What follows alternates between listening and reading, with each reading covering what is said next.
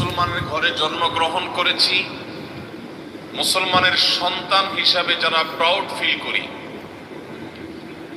তাদেরও অনেকেই আছেন যারা ইসলামের এই সর্বব্যাপী, ইসলামের এই সার্বিকতা, ইসলামের এই বিশালতা, সকল সেক্টরে, সকল জগতে ইসলামের যে বিচরণ রয়েছে, একজন মুসলিমকে ভালো মানুষ হতে, মানববাদী হতে, সমাজ সচেতন হতে, সামাজিক হতে, পরিবেশবাদী হতে, যত রকমের ভালো গুণ মানুষের মধ্যে হতে পারে, তার সবগুলো অর্জন করতে একজন মুসলমানকে শুধু মুসলমান হওয়াই যথেষ্ট। মুসলমান হয়ে তাকে তার জীবনের ভালো কোনো দিকের জন্য অন্য কারোর কোনো দরজায়, অন্য কারোর দুয়ারে তাকে কোনো প্রকার ধর্ণা দেওয়ার কোনো প্রয়োজন নাই। আমরা যারা বাংলাদেশে নিজেদেরকে মুসলমান হিসেবে আমরা দাবি করছি, আমরা বেশিরভাগ মানুষই ইসলামটাকে শুধুই ইবাদত সর্বস্ব দিন হিসেবে আমরা মনে করি। ইসলাম কি শুধুমাত্র ইবাদত বন্দিগির মধ্যেই সীমাবদ্ধ, নাকি ইবাদত বন্দিগির বাইরেও আরো ইসলামের কাজ কাম আছে? আছে না নাই? প্রিয় ভাইরা আমার, আমরা সাধারণত একজন ধার্মিক মানুষ যখন বলি, তখন একজন নামাজি, একজন রোজাদার, একজন দাড়ি টুপি বিশিষ্ট মানুষের অবয়ব আমাদের স্মৃতিপটে ভেসে ওঠে। সন্দেহ নেই, এটা ধার্মিকতার অনেক বড় একটা দিক। কিন্তু ধার্মিকতা শুধুমাত্র এইসব ক্রিয়াকলাপের মধ্যে, এই সকল আমল এবং ইবাদতের মধ্যেই সীমাবদ্ধ নয়। আমরা যে দ্বীনের অনুসারী, এই দ্বীন হলো কমপ্লিট কোড অফ লাইফ, পরিপূর্ণ জীবন ব্যবস্থা। এখানে মানুষের ব্যক্তির আত্মিক উন্নয়নের কথা যেমন বলা আছে, এখানে ব্যক্তির চারিত্রিক উন্নতির কথা যেমন বলা আছে, ঠিক তেমনি ভাবে একটি সুন্দর পরিবার কিভাবে বেড়ে উঠবে, একটি সুন্দর সমাজ কিভাবে গঠিত হবে, একটি সুষম ইনসাফপূর্ণ রাষ্ট্র কিভাবে গঠিত হবে, একটি সুন্দর শান্তিময় পৃথিবী কিভাবে গড়ে উঠবে, তার পরিপূর্ণ রূপরেখা কোরআন এবং হাদিসে আছে না নাই? দুর্ভাগ্য আমাদের যে আমরা বেশিরভাগ মুসলমানরাই ইসলামটাকে শুধুমাত্র ইবাদতের মধ্যে সীমাবদ্ধ একটি জীবন বিধান, শরিয়ার বিধিবিধান সংশ্লিষ্ট বিষয় শুধুমাত্র মনে করে আমরা অনেকে বসে আছি।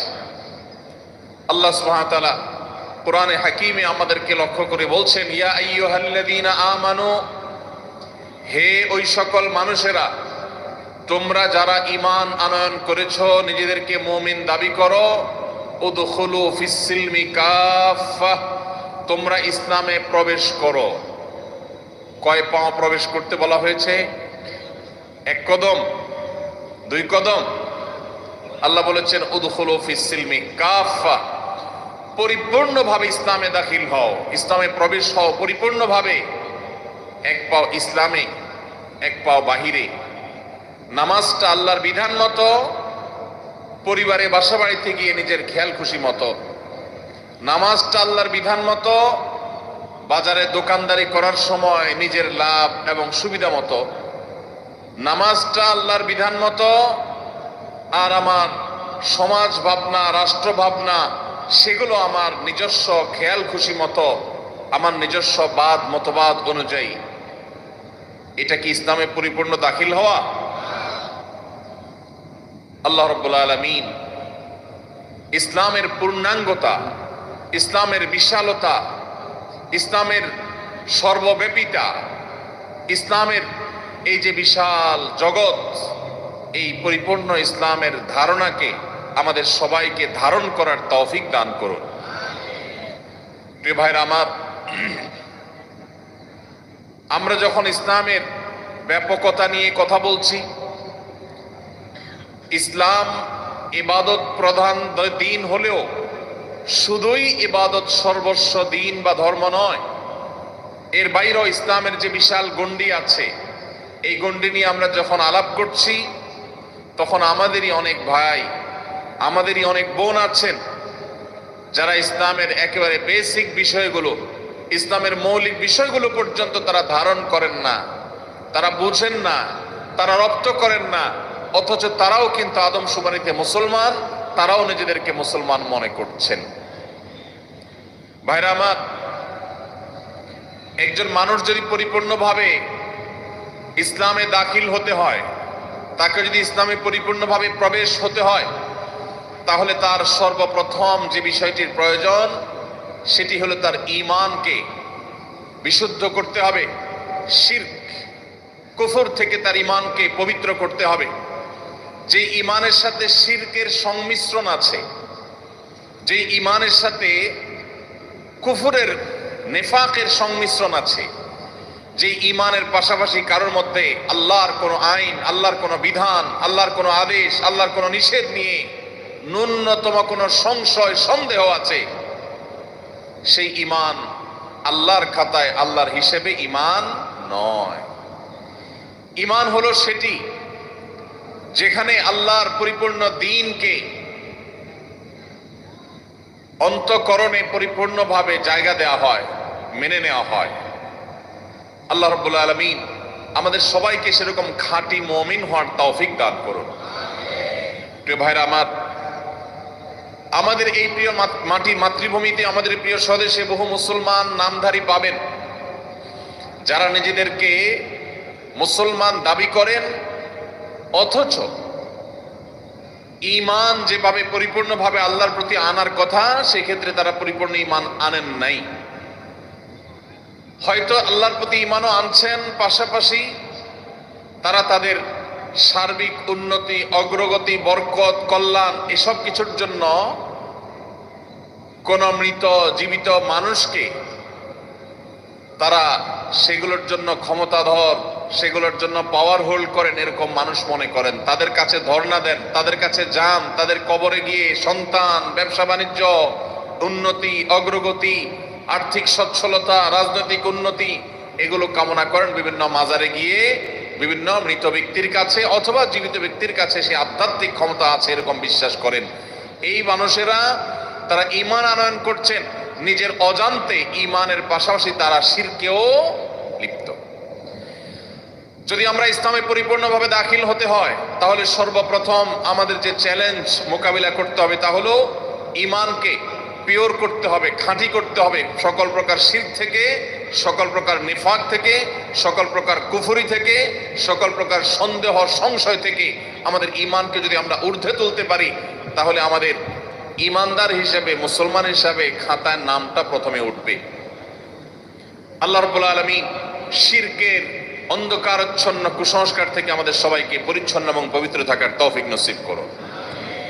ভাইরা আমার, যদি কোনো মুসলমান মনে করে এই যুগে, এই সময়ে আল্লাহর এই বিধানটা চলে না, এটা অচল, এই যুগে এটা খাটে না, এর চাইতে উত্তম কোনো বিধান, এর চাইতে উত্তম কোনো আইডিওলজি, এর চাইতে উত্তম কোনো জীবন দর্শন পৃথিবীতে আছে, এইরকম বিশ্বাস যদি কেউ করে, তাহলে পৃথিবীর সমস্ত উলামায়ে কেরামের মতে তিনি আর মুসলমান থাকেন না, ইসলাম থেকে তিনি খারিজ হয়ে যান। আমাদের এই সমাজে অনেক মুসলমান আছেন, যেসব মুসলমানরা এখনো মনে করেন যে আল্লাহর বিধিবিধান, কোরআনের আদেশ নিষেধ এই সবগুলো এখন এই সমাজে সচল না, সব চলে না, নাউজুবিল্লাহ। এরকম বিশ্বাস করলে ঈমান থাকবে ভাই? ঈমান থাকবে না। তাহলে পরিপূর্ণভাবে ইসলামে প্রবেশ করতে হলে সর্বপ্রথম হলো নিরঙ্কুশ বিধানদাতা হিসাবে, সকল কল্যাণের একমাত্র মালিক হিসাবে আল্লাহ রাব্বুল আলামিনকে মনে প্রাণে দৃঢ়ভাবে বিশ্বাস করতে হবে। সেই বিশ্বাসে যদি কোনো প্রকার সন্দেহ, সংশয় ঢুকে যায়, তাহলে সেটা কখনো ঈমান বলা হবে না। অনেক মানুষ আছেন নিজেকে মুসলমান দাবি করেন, ওয়াজ মাহফিলে আসেন, কিন্তু সংশয়ের কারণে তিনি ঈমান থেকে, ইসলাম থেকে ছিটকে পড়ে গেছেন, নিজেও জানেন না। তাহলে ভাইরা আমার, আমাদের ঈমানকে শিরিক মিশ্রিত ঈমান করা যাবে না। ঈমানকে পিওর করতে হবে, খাঁটি করতে হবে, খালেস করতে হবে, আল্লাহর জন্য নিরঙ্কুশ করতে হবে। আমরা বিশ্বাস করি আমাদের আল্লাহ রাব্বুল আলামিনের যে গুণবাচক নাম আছে, এসব নামগুলো আল্লাহ রাব্বুল আলামিনের জন্যই একমাত্র খাস, তার জন্যই সীমাবদ্ধ। আল্লাহ ছাড়া এগুলো এইভাবে অন্য কারোর জন্য আর কখনো ফিট হতে পারে না। নাম্বার 2, শুধুমাত্র আমি আল্লাহর প্রতি বিশ্বাস রাখলাম, আস্থা রাখলাম আর পরিপূর্ণ ইসলামে প্রবেশ করলাম, তা কখনোই হবে না। ইসলামের যে পঞ্চস্তম্ভ আছে, সেই 5টি স্তম্ভের প্রথমটি হলো শাহাদাতু আল্লাহ ইলাহা ইল্লাল্লাহ ওয়া আন্না মুহাম্মাদুর রাসূলুল্লাহ। আল্লাহ ছাড়া সত্যিকারের কোনো ইবাদতের উপযুক্ত কেউ নাই, আর মুহাম্মদ সাল্লাল্লাহু আলাইহি ওয়াসাল্লাম আল্লাহর রাসূল, এই কথার সাক্ষ্য দেওয়া, এটা ইসলামের একমাত্র খুঁটি না, এটা প্রধান খুঁটি, প্রথম খুঁটি। আরো 4টি খুঁটি কথা নবী সাল্লাল্লাহু আলাইহি ওয়াসাল্লাম বলেছেন হাদিস জিবরিলে। এই সব খুঁটিগুলো যদি কেউ মনে প্রাণে ধারণ করেন, তাহলে তিনি মুসলমান হওয়ার পথে আরো এক ধাপ এগিয়ে গেলেন। এই জন্য আমাদের ঈমানের পাশাপাশি 5 ওয়াক্ত নামাজ আদায় করতে হবে। বহু মুসলমান আছেন যারা ওয়াজ মাহফিলে আসেন অথচ 5 ওয়াক্ত নামাজ পড়েন না, আছে না নাই? এই মাহফিলেও হয়তোবা এমন কোন ভাই আছেন যে আজকে হয়তো কোনো নামাজ কাজা করেছেন। আমরা অনেকে জানি না, নামাজ ইচ্ছাকৃত যদি কেউ ত্যাগ করে, নামাজ যদি কেউ পরিহার করে, নামাজ যদি কেউ না পড়ে, তাহলে সে নিজেকে মুসলমান দাবি করবার নৈতিক কোনো অধিকার তার আর থাকে না। খলিফাতুল মুসলিমিন ওমর আল খাত্তাব রাদিয়াল্লাহু তাআলা আনহু বলেছেন, লা হাজ্জা ফিল ইসলাম লিমান তারাকাস সালাহ। যে ব্যক্তি নামাজ ত্যাগ করে, যে ব্যক্তি নামাজ পড়ে না, ইসলামে তার কোনো হিস্সা, কোনো অংশ, কোনো ভাগ তার থাকতে পারে না। এই জন্য ভাইরা, নামাজ না পড়ে নিজেকে মুসলমান দাবি করার মানুষ আমাদের দেশে বহু আছে। অনেকে মনে করেন নামাজ না পড়লে কি হয়েছে, আমার ঈমান আছে। এই কথা হলো অনেকটা মামুর ভাইয়ের আবদারের মতো। নামাজ না পড়লে আবার ঈমান কিভাবে থাকে? আল্লাহ রাব্বুল আলামিন আমাদের সবাইকে পরিপূর্ণভাবে ইসলামে দাখিল হওয়ার তৌফিক দান করুন। যে মুসলমান 5 ওয়াক্ত নামাজ পড়বে, ইসলামে দাখিল হওয়ার পথে অনেক দূর তিনি অগ্রসর হয়ে যাবেন। 5 ওয়াক্ত নামাজ পুরুষরা জামাতের সাথে, মা বোনরা বাসা বাড়িতে সময় হওয়ার পর সুন্দরভাবে ধীরস্থিরতার সাথে, খুশুর সাথে যদি আদায় করেন, তাহলে তিনি খাঁটি মুসলমান। ওই যে আল্লাহ আহ্বান করেছেন, আল্লাহ আদেশ করেছেন, ইয়া আইয়ুহাল্লাযীনা আমানু দুখুলু ফিস সিলমি কাফা, পরিপূর্ণভাবে ইসলামে দাখিল হও। ইসলামে পরিপূর্ণ প্রবেশ হওয়া করার, ইসলামে পরিপূর্ণভাবে দাখিল হওয়ার ক্ষেত্রে তিনি অনেক বড় একটা ধাপ এগিয়ে গেলেন। ভাইরা আমার, যার নামাজ যত সুন্দর হবে আল্লাহর কাছে তিনি তত ভালো মুসলমান, আর যার নামাজে যত ভেজাল হবে আল্লাহর কাছে তিনি তত ত্রুটিপূর্ণ মুসলমান। নবী সাল্লাল্লাহু আলাইহি ওয়াসাল্লাম বলেছেন, আউয়ালু মা ইউহাসাবু বিহিল আবদু ইয়াউমাল কিয়ামাতি আস-সালাহ। কিয়ামতের দিন সর্বপ্রথম হিসাব নেওয়া হবে কিসের ভাই? নামাজের। ইবাদতের মধ্যে নামাজের হিসাব নেওয়া হবে সবকিছুর আগে। আর বান্দাদের পারস্পরিক হক এবং অধিকারের মধ্যে সবকিছুর আগে হিসাব নেওয়া হবে মানুষ হত্যার। আমাদের দেশে সামান্য একটু রাজনৈতিক স্বার্থের খাতিরে, সামান্য একটু ক্ষমতা থাকার প্রয়োজনে, একটু টাকা পয়সার লোভে, সামান্য একটু রেষারেষির কারণে মানুষ মানুষকে খুন করতে দ্বিধা করে না।